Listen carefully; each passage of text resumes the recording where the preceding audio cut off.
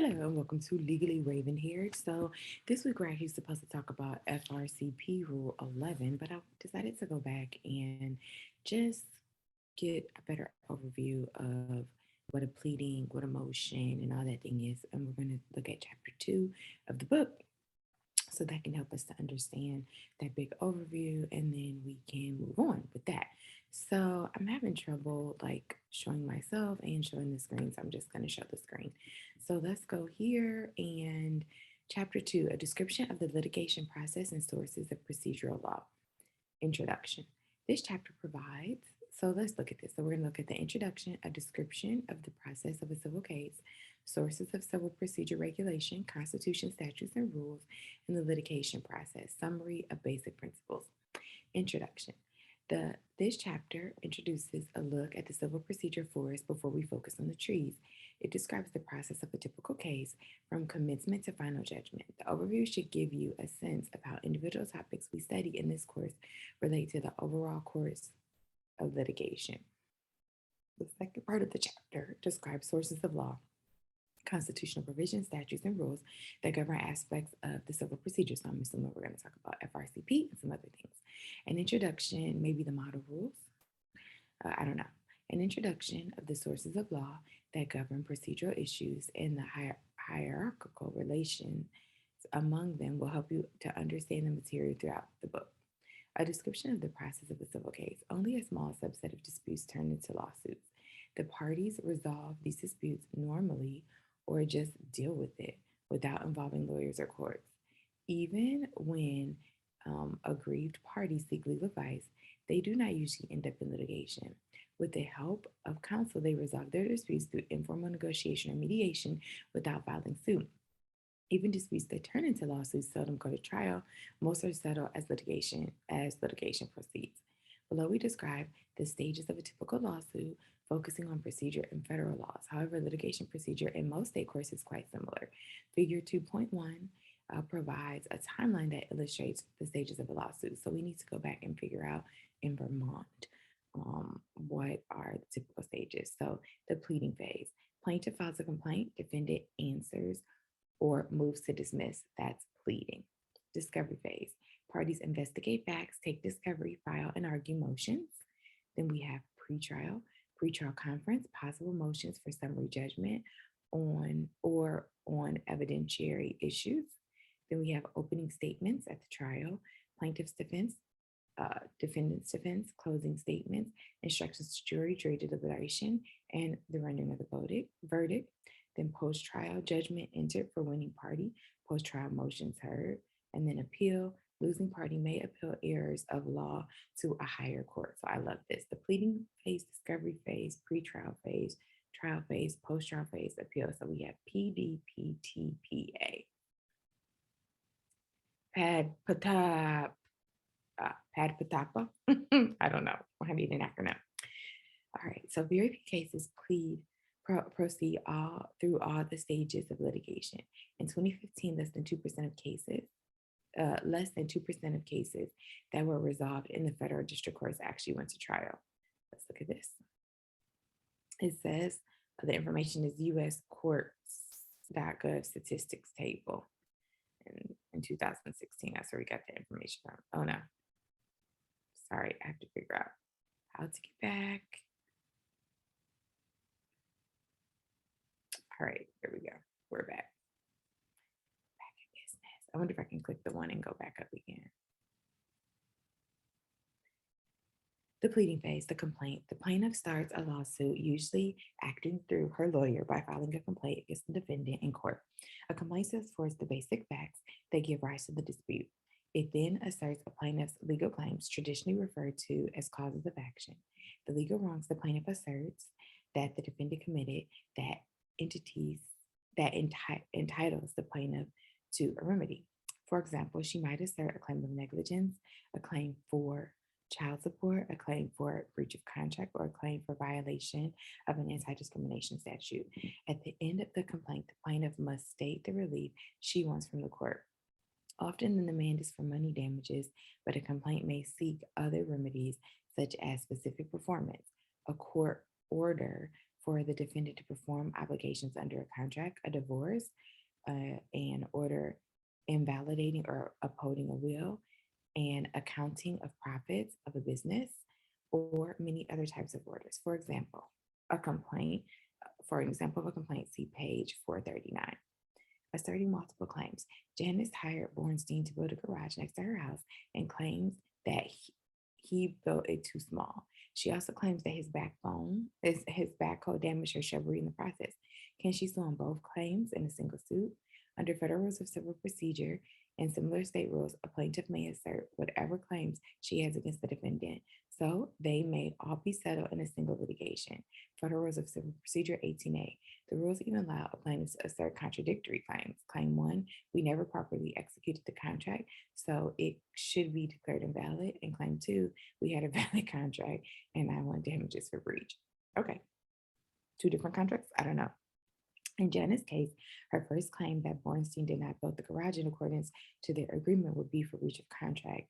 The other for damage caused by careless conduct in the course of work would be a negligence claim.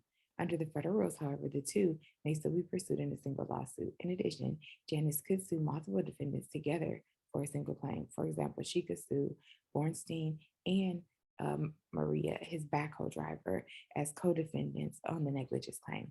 After filing a complaint in court, the plaintiff must serve process on the defendant, that is, deliver to her a copy of the complaint and a court summons ordering the defendant to appear and defend the action. The methods for serving the summons and complaint are prescribed in detail in court rules because it is important that a defendant receive notice that the action has been commenced. If the defendant does not find out, she will default, fail to respond, and a judgment for the plaintiff will be entered against her. Typically, rules of civil process require personal delivery to the defendant or for a corporate defendant to an officer of a corporation, delivery to the defendant's home, delivery by mail, or service on an unauthorized agent of the defendant. The answer. The defendant must respond to the suit by filing an answer. The answer must respond to the allegation made in the complaint, admitting those that are true, denying those that the defendant believes are untrue, and stating that the defendant does not have sufficient information to admit or deny, or stating the defendant does not have enough sufficient information to admit or deny the allegation. Allegations that are omitted are assumed to be true for purposes of the case. Trial preparation thus focus on those allegations in the complaint that the defendant denies. The answer may also assert affirmative defenses. An affirmative defense asserts that even if the claim alleged in the complaint is true, the defendant still should not be liable because of additional facts. For example, on a claim for breach of contract, the defendant may raise the affirmative defense that the relevant statute of limitations prescribing how long the party has to sue after a claim arises have expired.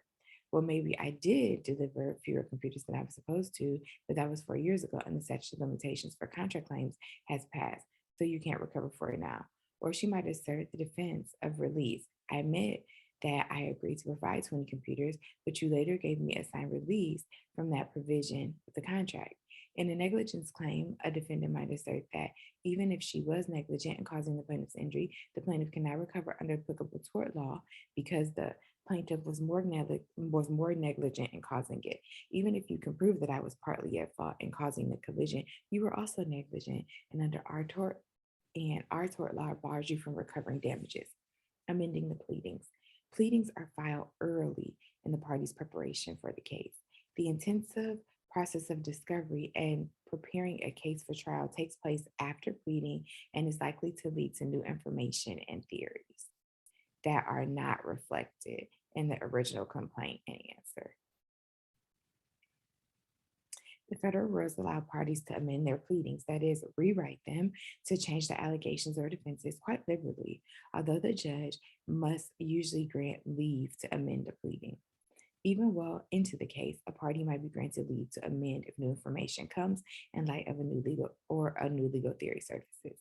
The rationale for freely allowing amendments is that the trial should reflect the parties' educated understanding of their cases after substantial preparation of the cases. They should not be rigidly confined as the early common law required to positions asserted at the beginning of the case before they have fully investigated the relevant facts of law.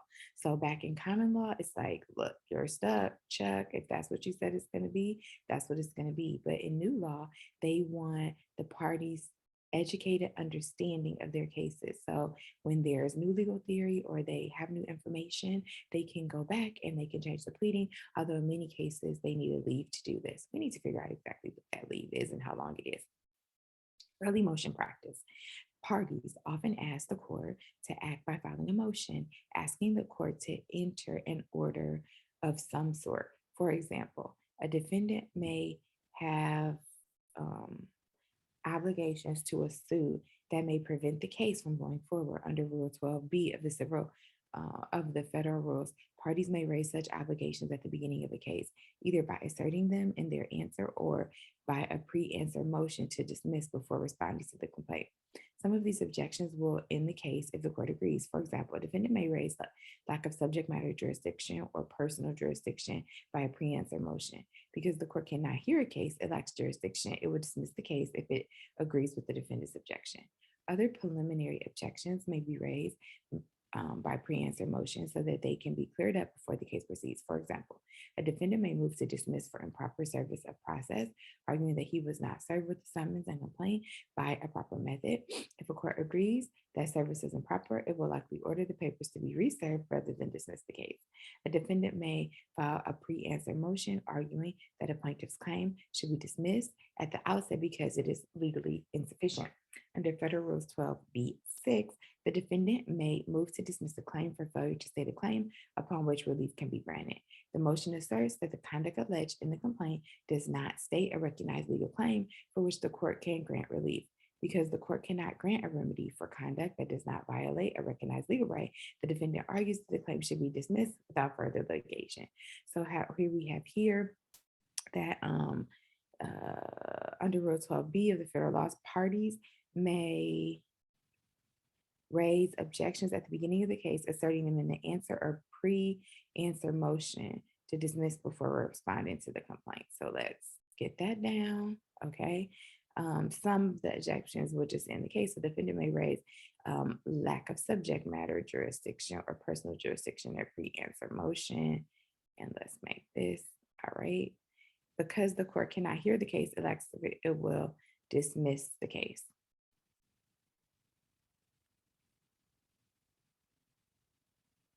So court lacks jurisdiction, it will dismiss the case.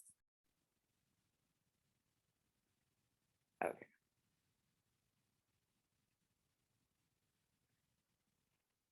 Now, other preliminary objections may be raised by pre-answer motion so they can be cleared up. So then a defendant may move to dismiss for improper service of progress. Are you not served with the summons by the proper method? All right. If the court agrees. Okay. Gotcha. All right. Now, a defendant may also file pre-answer arguing the plaintiff's claim should be dismissed. Legal insufficient.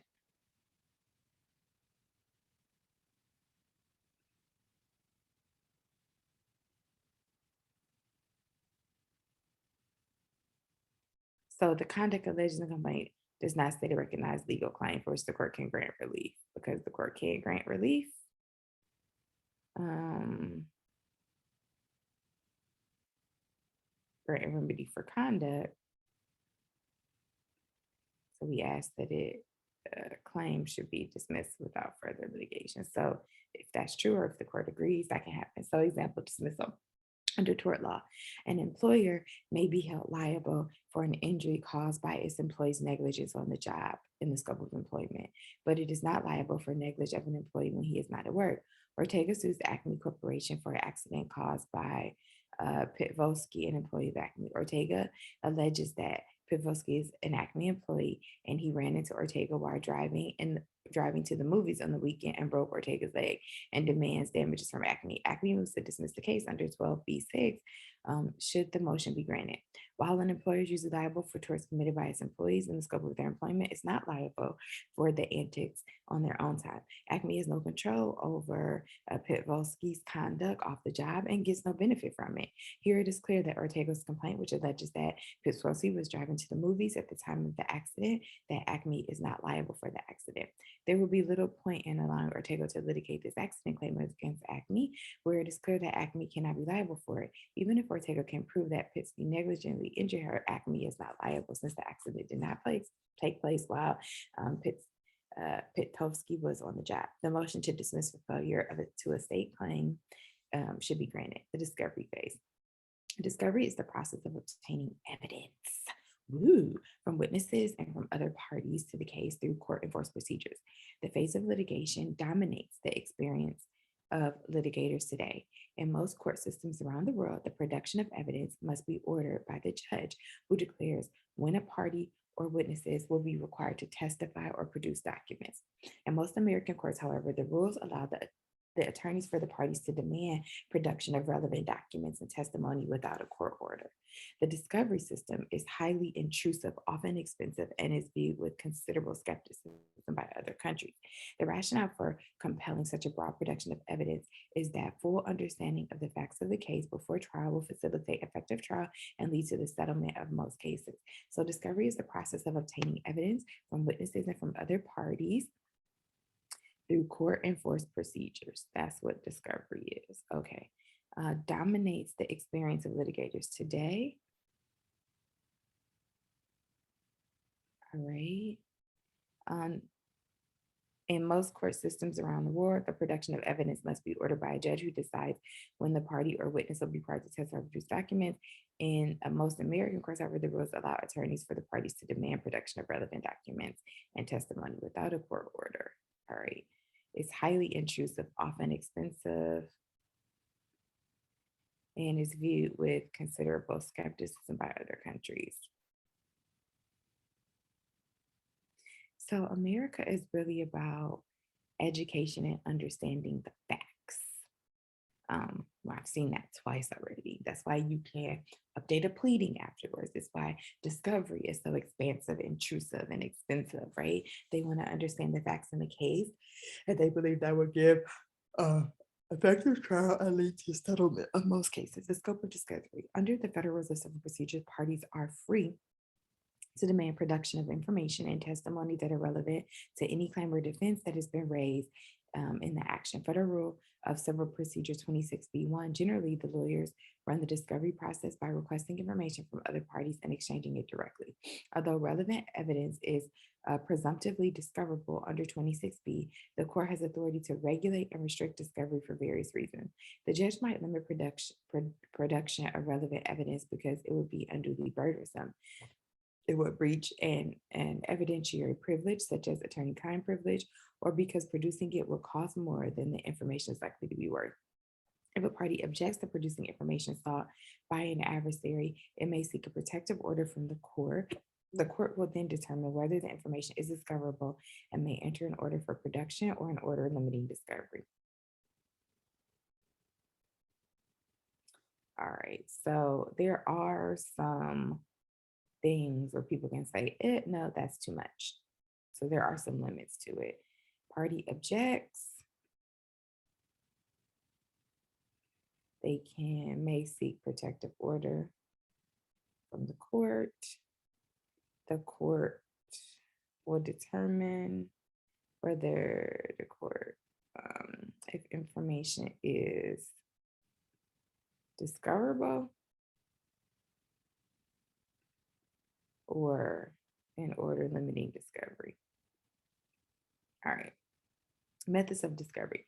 The federal rules require automatic disclosure of certain categories of information by the parties at the outset of the case. These items would be routinely sought in discovery anyway, so the process can be shortened by an early mandatory exchange of this information without formal request. Rule 26 requires the parties to meet at the outset of the case to arrange for this exchange of information about the case, including the documents and witnesses they may use to support their claims and defenses. The federal rules establish further discovery methods that may be used at the discretion of the parties. Rule 33 authorizes parties to send interrogatories, that is, questions about the claims and defenses and the actions of other parties. Typically, interrogatories are drafted by one party's lawyer and sent to the opposing party's lawyer. They are answered under oath by the responding party, though the answers are usually drafted by the responding party's lawyer. They may not be used to obtain information from non-party witnesses. So there's some automatic disclosure required. of certain categories of information. Um, to shorten the process. Okay, so without formal request. Then we have Rule 26.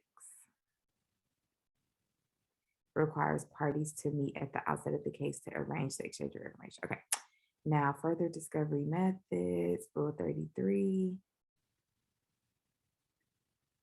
Authorizes parties to send interrogatories, that is, questions about claims and defenses in the actions of other parties, typically drafted by one party's lawyers and sent to the opposing party's lawyers. They are answered under oath by the responding party, though the answers are usually drafted by the responding party's lawyer.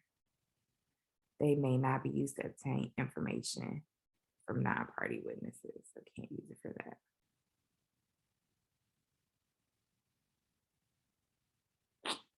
Rule 34 authorizes a party to send requests for production of documents to other parties requesting any document within the other party's custody or control relevant to the issues of the case.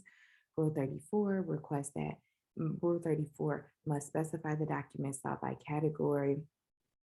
No, give me everything you got allowed. So the producing party understands clearly what documents to produce. Such requests may be extremely burdensome and compliance can be costly. The problem is exacerbated by the fact that most documents today are in electronic form. A party may have huge amounts of data responsive to the request, which it must preserve, locate, retrieve, and review. Again, the court may enter orders limiting production, balancing the requesting party's need for information against the burden and expense caused the responding party. Parties may also make requests under Rule 34 to enter land or inspect tangible things relevant to the case, such as a car involved in a collision. Similar discovery may be obtained from non-parties by subpoena under Rule 45. So Rule 34 requests for production of document to other parties requesting documents within the party's custody control. All right. And then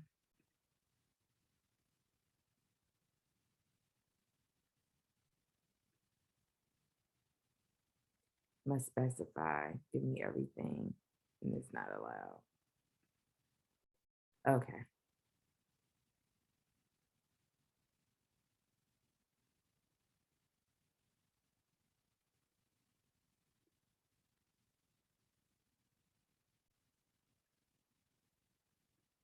Also under Rule 34,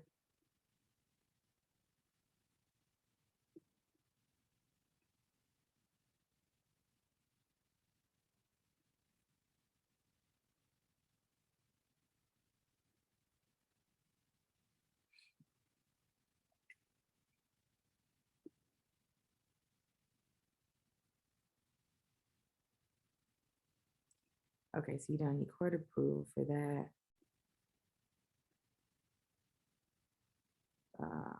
Respond by producing or stating objection to the request. If parties cannot resolve it, they have to go to the court. But ideally, this extensive pre-trial information exam will be conducted by counsel with little court involvement. A third court is disposition. Okay. From non-parties, it's subpoena under Rule 45.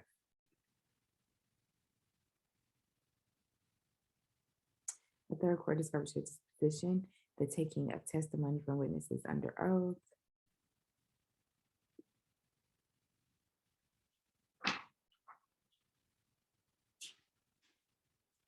Rule 30 governs disposition practices in detail. The lawyers may take disposition from any witnesses with relevant information, whether a party to the case or not. Typically, disposition is taken at the office of the requesting lawyer. A court reporter swears the witness, records the testimony verbatim, and produces a written transcript for both parties. Okay, so that is all for the litigation process this morning. We will pick up and finish the chapter. Signing off from Legally Raven-haired.